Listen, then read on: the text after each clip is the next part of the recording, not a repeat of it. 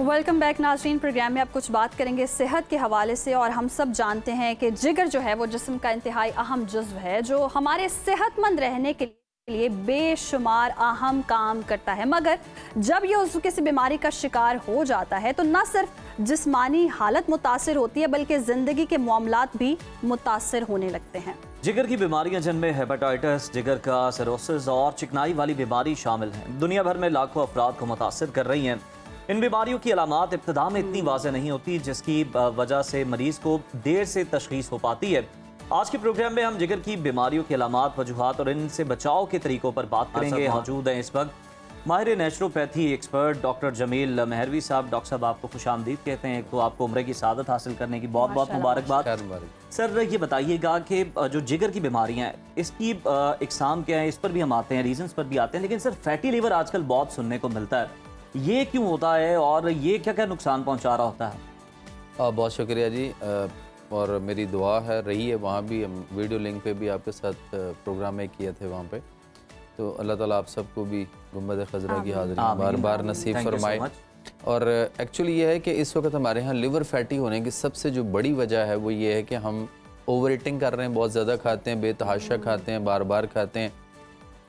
और अल्लाह ताला ने कुरान हकीम के अंदर सूरह अल-अराफ के आयत नंबर 31 है, वहाँ पे अल्लाह फरमाते हैं कि कुलू वशरबू वला तुसरिफू, खाओ और पियो और इसराफ, हाथ से तजावज़ न करो। अल्लाह ज़्यादा खाने वालों को, बार बार खाने वालों को जो है वो अल्ले तलल्ले यानी पसंद नहीं फरमाता उन लोगों को। और हमारे यहाँ पे उन लोगों की हम तारीफ़ों के पुल बांधते हैं जो ज़्यादा खाते हैं। हम कहते हैं ना फ़लाँ बंदा वो कमाल ही और इतना खा लेता है, तो जिसको अल्लाह पसंद नहीं कर रहा हम उसकी तारीफ़ें कर रहे होते हैं। दूसरी बात यह है कि नबी पाक सल्लल्लाहु अलैहि वसल्लम की हदीस है कि पेट भर कर ना खाओ और खाने पर खाना ना खाओ, इसलिए कि यही मर्ज बीमारी का सबब है। और आज हम उस हदीस की रोशनी में देखें तो फिर हमारे यहाँ इस वक्त जो पोजीशन है कि जी ये जरासीम है, वायरस है, बैक्टीरियाज हैं और ये चीज़ें प्रॉब्लम करती हैं, तो आप सल्लम ने फरमाया कि पेट भर कर ना खाओ और खाने पर खाना ना खाओ, इसलिए कि यही मर्ज बीमारी का सबब है। सर यही वजह होती है कि फैटी लिवर होता है। और फिर फैटी लिवर होना एक तो सबसे बड़ी वजह ये है। दूसरी वजह हमारे यहाँ ये जो हमने नाम नेहाद बनस्पति घी मुख्तलिफ किस्म के ले आए, और इसके साथ साथ जो उसके बाद कुकिंग ऑयल का बहुत बड़ा एक ट्रेंड आया और इसने बहुत ज़्यादा खराबियाँ पैदा की। और हमें हमारे एक्चुअल जो नेचुरल वे था, यानी देसी घी था, मक्खन था, सरसों का तेल था या कोकोनट ऑयल था, नारियल का तेल, इनसे हम दूर चले गए। दूसरी बात आ गई कि हमें सहरी और अफ्तारी जो मिलती है रमज़ान और फिर 2 टाइम खाने की जो तलकीन है, उसके हिसाब से अगर हम देखें तो मगरिब की अजान के हद 15-20 मिनट तक तो रोशनी होती है और हम खा सकते हैं, लेकिन जैसे ही ज़ाहिर है बाहर कहीं भी हमारी विंडोज़ में हमें अंधेरा नज़र आना शुरू हो जाए तो उसके बाद खाना पीना हमें बंद कर देना चाहिए। लेकिन हम वो हैं कि जो रात को आधी रात तक भी हम सोचते हैं कि पहले तो होता था घर में पकाना, तो अब तो ऑर्डर आसान हो गया। अब तो एक क्लिक मारें और उसके बाद आपको हर चीज आए। अच्छा, तो जितना तारीकी जब हो जाए, रात हो जाए, तो तब आपको नहीं खाना चाहिए। इसकी क्या रीजन है सर? मेटाबॉलिज्म आपका स्लो हो जाता है एक वक्त के बाद और सर देखें आप डाइजेस्ट नहीं करता। आपने देखे ना, हम सुबह नाश्ते से स्टार्ट होते हैं, सुबह उठने से लेके शाम तक हम सारा दिन खाते रहते हैं। आप सूरज की रोशनी में खाओ, जैसे ही सूरज गुरूब होता है तो गुरूब होने के बाद जब अंधेरा आना शुरू होता है तो उसके बाद अगर आप खाएंगे तो आपके लिवर को, आपके स्टमक को, आपके पूरा डाइजेस्टिव ट्रैक जो। डॉक्टर साहब ये तो आपने खाने के हवाले से बता दिया ना, डाइट क्या होनी चाहिए? चिकनाई वाली हम बहुत ज्यादा खुराक खाते हैं या घी वाली बहुत ज्यादा चीजें खाते हैं, वो कितना इफेक्टिव होती है? देखिए ये भी बता दिया, ऑयल भी सेफ नहीं, वरना कुछ लोग ऑयल का इस्तेमाल। आप देखें ना, आप देसी घी में लें कोई इशू नहीं है, आप सरसों के तेल में खाएं कोई प्रॉब्लम नहीं है। अचार आपका 2 साल उसके अंदर पड़ा खराब नहीं होता, ठीक है। उसके बाद आपके लिए कोकोनट ऑयल है, उसके बाद आपके लिए मक्खन है, जैतून का तेल है। ये चीज़ें हैं जो नेचुरल वे से हैं जिस पे हमें प्रॉपर बेस करना चाहिए। अगर हम अंधेरा होने के बाद खाएंगे तो हमारा खुराक हमारी 3 घंटे मैदे में रहनी है, उसके बाद 4 घंटे छोटी और 5 घंटे बड़ी और 5, 4, 9 और 3 12 घंटे का ये एक प्रोसेस है, एक साइकिल पीरियड है।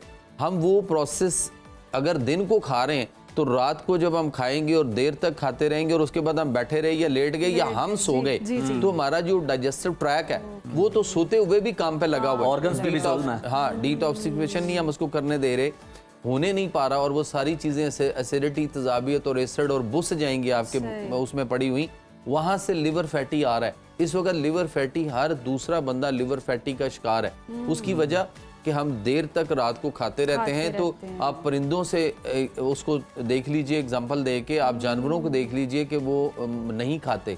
परिंदे आप देख लीजिए शाम को असर के बाद तक तो खाते हैं और उसके बाद वो आपको उड़ते हुए अपने घोंसलों की तरफ जाते हुए दिखाई देंगे।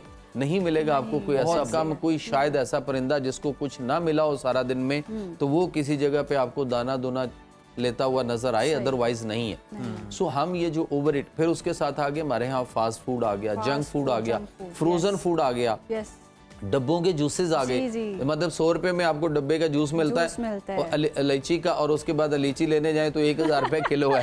तो आपको कहाँ से वो इलायची का होगा या मैंगोस का या किसी भी चीज का।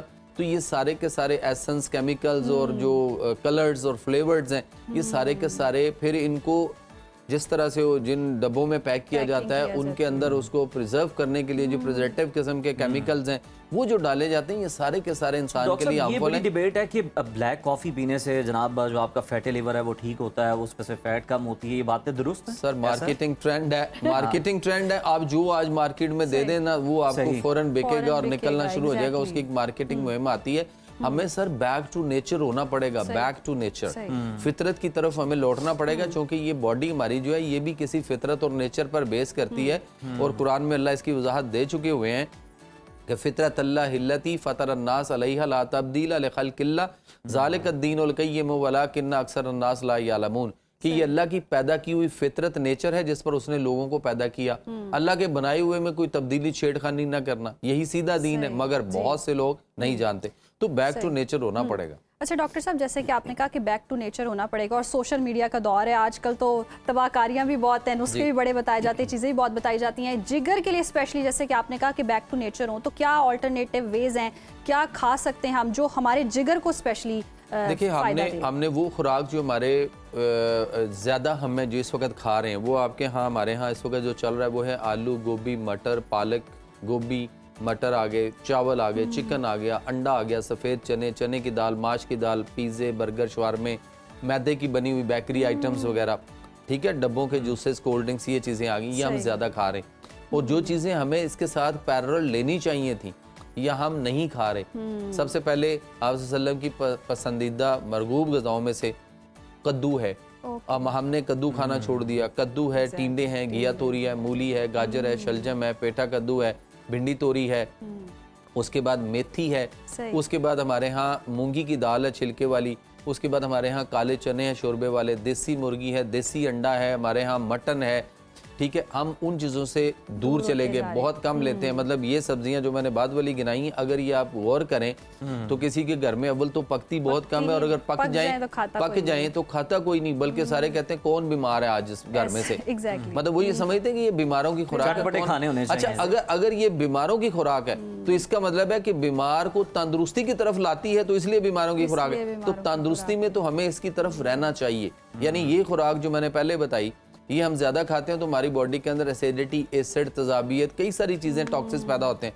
और ये वो खुराक है जिसने उन चीज़ों को जो है वो काउंटर करना है और आपकी बॉडी से लेमिनेट करना, निकालना है। तो हम उस खुराक की तरफ जा ही नहीं रहे, खा ही नहीं रहे। तो उस वजह से फिर दूसरा आ गया हमारे यहाँ चटपटी मुरगन गज़ाएं, बहुत ज्यादा तीखा करके, खासतौर पे खवातीन कहती हैं नहीं दही भल्ले, फ्रूट चाट, इसके ऊपर और वो भाई और डालना थोड़ा सा, वो कहता है बाजी मैंने बहुत तेज डाला है, तू और मैंने फड़ा वो कटोरा फड़ा चटपटे खाने तो वो उसके ऊपर 2-3 चम्मच और मसाले, और ये जो चाट मसाला है और खास तौर पे नमक जो है, नमक, सफेद नमक, ये वैसे ही पॉइजन है। हमें पिंक साल्ट की तरफ जाना है। और दूसरी बात यह है कि हम वो सफेद नमक जो है, हम वो कच्चा जो मुख्तलिफ चीजों पे छिड़कते हैं, वो 100% गलत है। वो किसी चीज पे भी नहीं छिड़कना, जैसे हम दही पे छिड़कते हैं, लस्सी में छिड़कते हैं, या हम फ्रूट चाट पे छिड़कते हैं, या हम सलाद के ऊपर छिड़कते हैं, या किसी के जख्मों पे छिड़कते हैं। तो कहीं भी इसको नहीं छिड़कना, बस नमक नहीं छिड़कना, मसाला नहीं छिड़कना, और ना इतना ज्यादा इंटेक करना है। और ये भी बड़ी आम बात है कि जो फूड आप समझ रहे होते हैं कि जनाब ये बीमारी में हम खा रहे हैं, वो अगर आप सेहतमंद होने के वक्त में भी खा लें तो आपको शायद बीमार होने की भी नौबत ना आए।